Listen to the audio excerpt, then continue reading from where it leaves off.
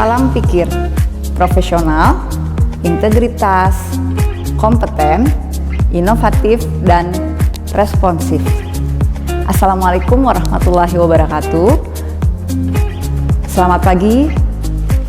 Perkenalkan, saya Nur Hikmah. Saya adalah Widya Iswara di Badan Pengembangan Sumber Daya Manusia Daerah Provinsi Nusa Tenggara Barat.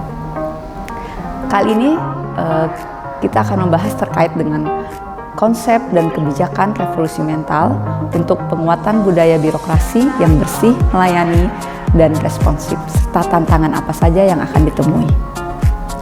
Revolusi mental sebagai teori perubahan sosial.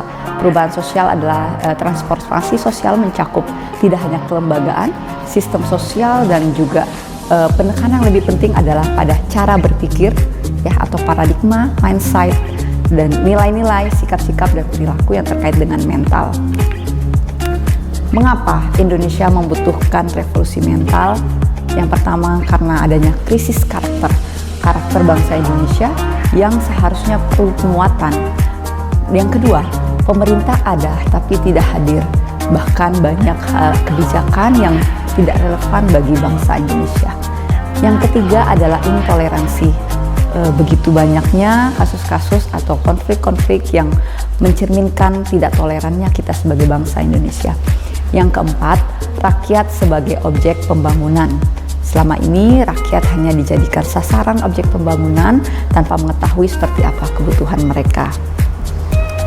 Ya, seperti yang kita ketahui bahwa Presiden ke-7 Republik Indonesia Joko Widodo mengatakan dalam pidato kenegaraannya, menyerukan untuk memulai gerakan nasional revolusi mental. Ini menjadi suatu kebutuhan yang harus kita lakukan dalam birokrasi dan terutama kita sebagai penyelenggara negara. Pelatihan revolusi mental untuk penguatan budaya birokrasi yang bersih, melayani, dan responsif ada kaitannya dengan bagaimana pengembangan kompetensi revolusi mental terkait dengan cara pandang, cara pikir, etos kerja, dan tentunya aktualisasi. Kebijakan revolusi mental dalam RPJMN 2020-2024 sesuai dengan Peraturan Presiden Republik Indonesia Nomor 18 Tahun 2020 tentang RPJMN tahun 2020-2024. Di sini disebutkan bahwa revolusi mental dalam tata kelola pemerintahan untuk penguatan budaya birokrasi yang bersih, melayani, dan responsif. Yang kedua, peningkatan budaya kerja pelayanan publik yang ramah, cepat, dan efektif. Yang ketiga, pengembangan PTSP pusat. Jumlah instansi di wilayah 1, 2, 3 yang melaksanakan forum terkait dengan revolusi mental. Ya, prinsip revolusi mental membutuhkan yang pertama integritas. Integritas itu artinya utuh, menyeluruh, kompak. Artinya sesuai antara apa yang dipikirkan, apa yang dikatakan, dan apa yang dilakukan. Hal ini menjadi sangat penting, suatu prinsip yang hakiki dalam revolusi mental, yaitu integritas. Yang kedua adalah gotong royong. Gotong royong dapat diartikan sebagai sebuah keyakinan mengenai pentingnya melakukan kegiatan secara bersama-sama, secara kolektif, dengan cepat, efektif, dan efisien. Lalu gotong royong sebagai usaha bersama yang ditempuh dengan saling bahu-membahu demi kepentingan bersama, kepentingan bangsa Indonesia, sehingga muncullah negara yang bekerja.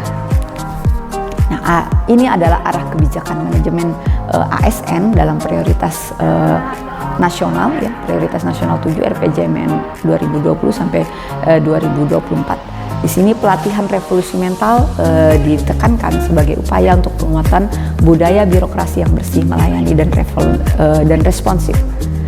Dengan adanya pelatihan revolusi mental bertujuan untuk meningkatkan kompetensi peserta dalam melakukan perubahan cara pandang, cara pikir, dan budaya kerja yang tepat agar mampu memberikan pelayanan publik yang berkualitas, bersih, melayani, dan responsif sebagai ciri dari pemerintahan berkelas dunia. Ada 3 kompetensi yang dibutuhkan dalam revolusi mental, yaitu bagaimana mengubah cara pandang, cara pikir, dan budaya kerja. Lalu apa yang perlu dilakukan, yaitu seorang peserta yang telah melaksanakan pelatihan revolusi mental perlu melakukan transformasi sikap pikir, transformasi sikap kerja, dan aktualisasi budaya birokrasi yang bersih, melayani, dan responsif. Nah, bagi saya revolusi mental itu adalah bagaimana cara kita melakukan perubahan secara radikal, baik secara pola pikir, etos kerja, dan tentunya itu harus diaktualisasikan. Hal itu membutuhkan sebagai seorang ASN untuk menjalankan revolusi mental perlu adanya satu karakter, yaitu karakter pembelajar sepanjang hayat. Saya mengutip dari kitab Ta'lim bahwa ada 6 karakter pembelajar sepanjang hayat. Engkau tidak akan memperoleh ilmu kecuali karena 6 syarat, yaitu kita punya kecerdasan, kita punya hasrat atau motivasi yang keras, kita punya kesabaran, yang keempat kita punya modal atau sarana, yang kelima kita punya petunjuk guru, dan yang keenam adalah masa yang panjang sampai akhir ayat. Nah, di sini bagaimana sih caranya untuk melekatkan atau mendaratkan revolusi mental dalam aksi? Employer branding ASN bagi saya bukan sekedar branding, tapi harus menjadi karakter dalam diri kita. Dan itu kita perlu perlihatkan dalam ciri kita sebagai sosok atau persona ASN yang berintegritas. Yang pertama, kita punya orientasi kebaikan bersama. Kita mendukung dan memotivasi satu sama lainnya. Kita juga punya kerekatan formal dalam organisasi dan kerekatan informal antar persona yang bisa melibatkan, mempengaruhi orang lain untuk melakukan perubahan secara radikal dalam hal cara pikir, etos kerja, dan budaya birokrasi. Ya, kita tahu bahwa budaya buruk birokrasi masih membayangi kita di Indonesia. Birokrasi masih sejalan dengan korupsi, praktik korupsi. Birokrasi masih sejalan dengan inefisiensi dan inkompetensi. Birokrasi masih sejalan dengan suatu hal yang kaku, administrasi yang kaku, sehingga tidak efektif dan efisien. Dan kita tahu di era saat ini adalah era VUCA, ya. Kita penuh dengan perubahan yang terus-menerus, tidak menentu, penuh ambiguitas dan kompleksitas. Oleh karena itu, kita perlu menanamkan mindset VUCA yang lain untuk melawan era VUCA saat ini, yaitu vision, understanding, clarity, dan awareness. Bagaimana penerapan konsep ini dan kebijakan revolusi mental di tempat kerja? Tentunya di BPSDMD Provinsi NTB kami punya budaya kerja yang berlandaskan tadi pikir, profesional, integritas, kompeten, inovatif, dan responsif. Di sini kami ingin menuangkan ide gagasan untuk menuju learning organization. Apa saja yang dibutuhkan dalam learning organization? Yang pertama adalah sebagai ASN kita harus punya personal mastery. Lalu yang kedua adalah mental model. Yang ketiga adalah visi bersama. Yang keempat adalah team learning.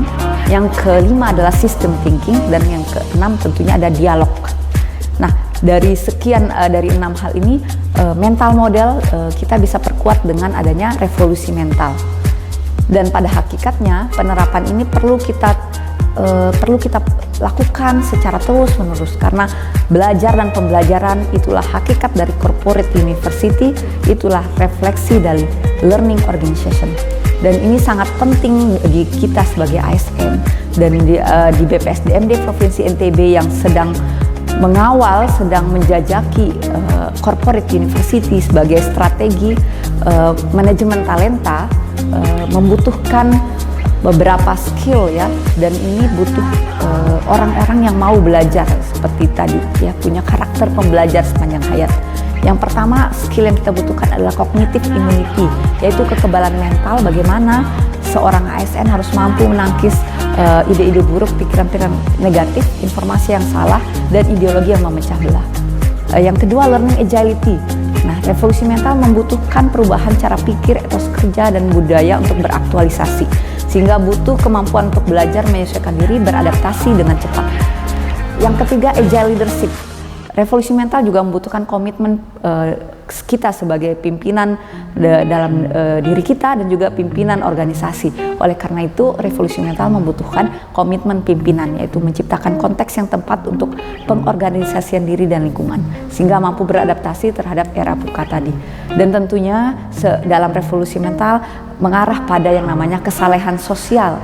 Bagaimana seorang ASN punya kesalehan sosial untuk bermanfaat dan berdampak baik, sehingga terjadinya penguatan budaya birokrasi yang bersih, melayani, dan responsif. Dan mari kita lihat gambar berikut ini bahwa employer branding ASN bukan hanya sebagai branding, tapi juga karakter. Jadi mari kita tunjukkan integritas kita tunjukkan sikap perilaku kita yang baik, bagaimana menanamkan personal branding dan lalu diferensiasi dan positioning kepada publik kita bahwa kita adalah ASN yang bersih, melayani dan responsif. Dan ini adalah sekelumit ya, bahwa kita hanya bukan sekedar brand, tapi kita menuju karakter agar persepsi buruk tentang ASN dan budaya birokrasi bisa perlahan mengikis dengan adanya revolusi mental, menjadikan kita menjadi agen-agen perubahan di organisasi kita untuk melaksanakan birokrasi yang bersih, melayani dan responsif. Baik, tantangan pastinya ada. Bagaimana cara kita melaksanakan revolusi mental? Tentunya bukanlah tanpa tantangan, pasti sangat besar.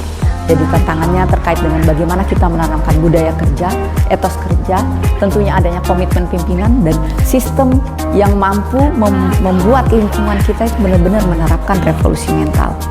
Jadi mari kita mendalami revolusi mental ini, kita lakukan transformasi cara pandang, transformasi sikap pikir, transformasi sikap kerja, dan aktualisasi budaya birokrasi yang bersih, melayani, dan responsif. Maka itulah kita menghadirkan negara yang bekerja. Sekian dari saya, terima kasih. Assalamualaikum warahmatullahi wabarakatuh. Semangat pagi.